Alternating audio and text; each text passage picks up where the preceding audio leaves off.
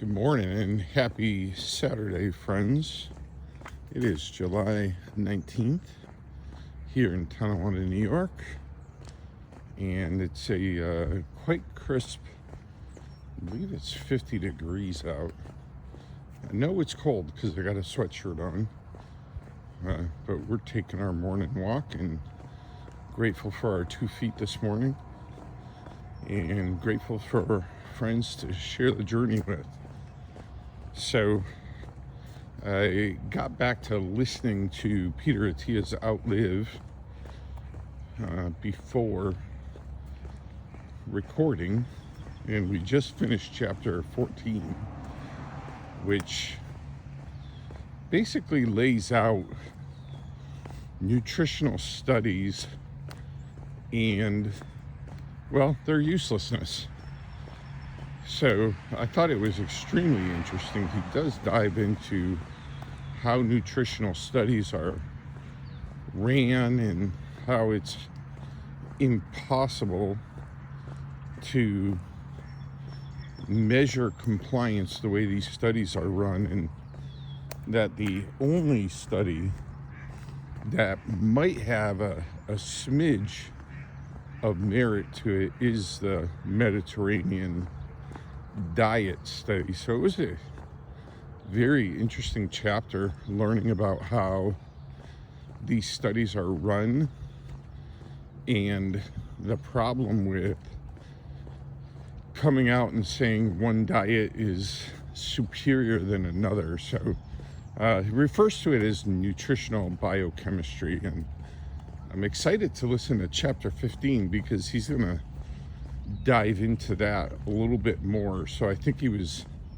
just laying the groundwork for saying that there is no, and we all know this is not news, there is no one size fits all study because of the amount of chemical combinations in food coupled with the amount of chemical combinations in your biochemistry, that it's impossible to say like this diet is the best and better than this diet. And I found that a little surprising, but I'm, like I said, excited to listen to chapter 15 and find out what he does suggest. So I want to hear some data and some numbers about what are the things you have to look out for. I have a feeling it's headed towards managing macros, so we'll find out about that and I'll let you know.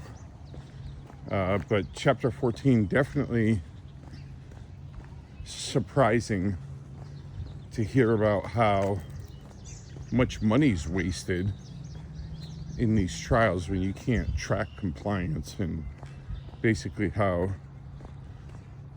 well, I shouldn't say it's useless. I mean, people are trying to help people and get the right information.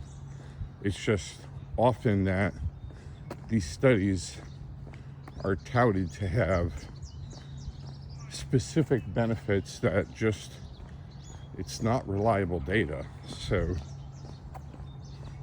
it'd be interesting. I'll have to check in and let you know what I learned on chapter 15. What I learned on chapter 14 is these tests are not reliable and that your needs are individual and can't be put into a box, which makes sense. I know, as I was saying that, I was thinking, just like being a parent and trying to raise kids, you can't, just put out all the rules and put kids in a box and expect them all to react and respond the same. Anybody that's a parent knows that. It's every child's different, so, well, every human's different, so it is probably insane to think that every diet is going to work the same. I do believe, however, there are some pretty basic rules. As a general rule, I do not eat any processed foods that I can help. And if it is a processed food, I try and make sure that it is whole food ingredients and as minimally processed as possible. And only if I'm in a situation where I just emotionally can't handle fasting any longer. So currently I do a intermittent fasting coupled with the carnivore diet. That's currently what I'm doing for my bodybuilding program. So my nutrition's focused a ton on protein macros and fat macros and carb macros. I don't know that I'll be on that diet forever. It's actually a pretty new diet for me in the last 3 weeks. The fasting part's been weirdly super easy.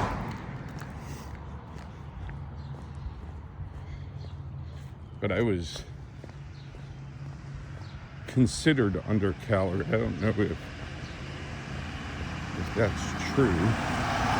Because I think that we're just overeaters.